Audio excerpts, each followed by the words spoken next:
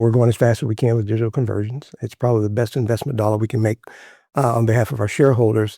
But in all likelihood, we'll probably never be 100% digital. While customers really like the digital product, there are customers who really want traditional static. I mean, you think about a retail location that might have been in the same place for a couple of decades, and all they want to communicate to their customers are exit here on the side of an interstate highway. That customer will probably always be traditional static.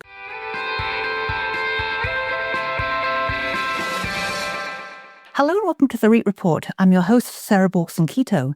Today's episode is being recorded on location at the 2026 FTSE Nareit IR Symposium at the New York Stock Exchange. Joining me is Jay Johnson, CFO and Treasurer at Lamar Advertising, a position he's held since 2019. Prior to joining Lamar, Jay held positions at fellow REITs, Diamond Rock Hospitality, and Host Hotels and Resorts. Jay, thanks for coming in today. Thanks for having me, Sarah. Great to be here. So, Jay, Lamar has been around since 1902, and this year marks 12 years as a REIT.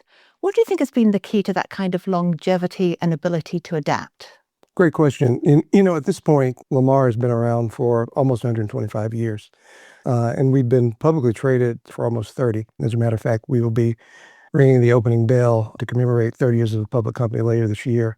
And over the last 30 years, we've really been consolidating a fragmented industry as a public company, and even really prior to that as a private company. But our extraordinary growth, I think, has come from our ability to, remain relevant to our clients and our customers over long periods of time, whether that's traditional static billboards or over the last couple of decades, really pioneering the digital billboard product, which provides tremendous value to our customers and creates outsized returns for our shareholders. And then most recently, the advent of programmatic, which is another channel that has come about that we've embraced as a way to meet our customers where they are and provide them yet another option to engage Lamar. I think the underpinning of all of it is simple. Whether it's traditional, digital, or programmatic, it's about supporting our customers so that they can deliver meaningful messages to their clients, the end consumer. Great.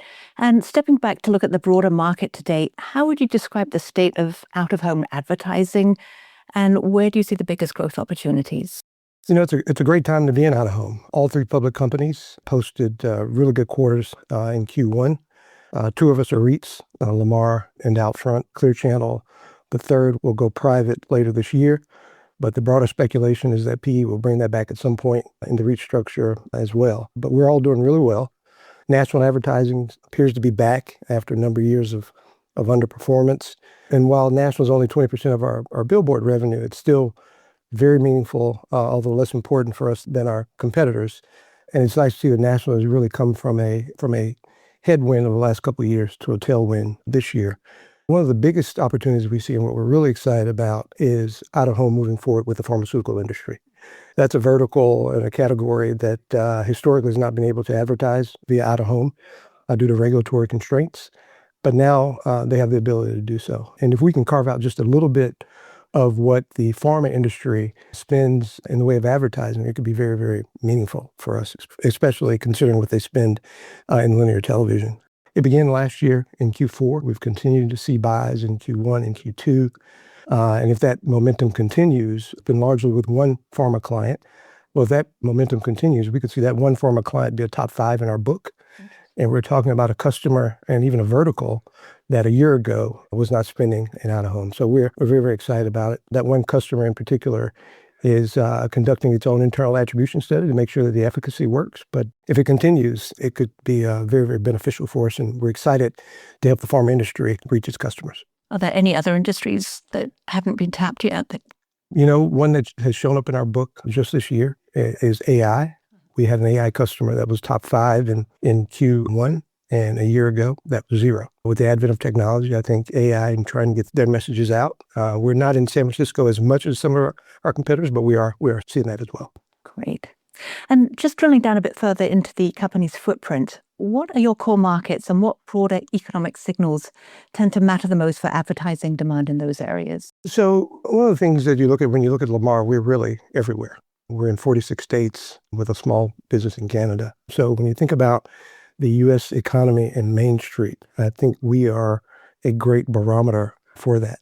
When you think about advertising in general, we are closely tethered to GDP. The out-of-home business specifically tends to be a GDP plus business, and we are cyclical and we ebb and flow with the economy. I think more broadly, our national business really lends itself to show a lens to what's going on in the broader public markets, because those are large multinational brands that are tapping into out of home. And you mentioned this already about the digital billboard, and I think I'm correct in saying that you introduced the first one in 2001. Correct. How are you thinking about the balance today between that traditional billboard revenue and the continued growth of digital out of home? Digital is incredibly important for us. It's one of our key strategies, our digital conversion strategy, which we've been on now for a couple of decades. As we stand today, digital accounts for about 3%, a little more than 3% of our units, but a little over 30% of our revenue. And so that gives you an idea of the impact that digital has to our portfolio. Some of the questions we always receive are, what's your target digital penetration, or why aren't you 100% digital? First, we're going as fast as we can with digital conversions. It's probably the best investment dollar we can make on behalf of our shareholders. But in all likelihood, we'll probably never be 100% digital. While customers really like the digital product, there are customers who really want traditional static. I mean, you think about a retail location that might have been in the same place for a couple of decades, and all they want to communicate to their customers are exit here on the side of an interstate highway. That customer will probably always be traditional static. So we won't get to 100%. We look to markets around the world where, like the UK, where digital has a 50% penetration. And so for Lamar, we don't have a specific target. And the growth that we're pursuing, we're letting demand drive that growth. And the good news is that we continue to see demand for it. It has not wavered, and we will continue our digital conversion strategy. And as you keep expanding your digital footprint, how do you stay connected to local market relationships while also growing on the national scale? Mm-hmm. Well, that's really core to our business. We really are at our core a local advertising medium. 80% of our business is local. And as I mentioned earlier, we're in 46 states. And so we're ubiquitous in that sense. And on the billboard side, we have a little over 150 offices staffed by some 1,000 account executives that are touching 40 to 50,000 customers every day. So we are critical to local business getting their message out. And we are touching those customers daily, and we have very close relationships with our local customers. At the same time, we have a national business that accounts for the other 20%. And we have a group at our corporate office in Baton Rouge that manages those relationships on a daily basis with the large brands as well as the large national agencies to cultivate those relationships and help them get their messages out as well. And looking at your local relationships, are there any particular tenants that are more prevalent in your business portfolio?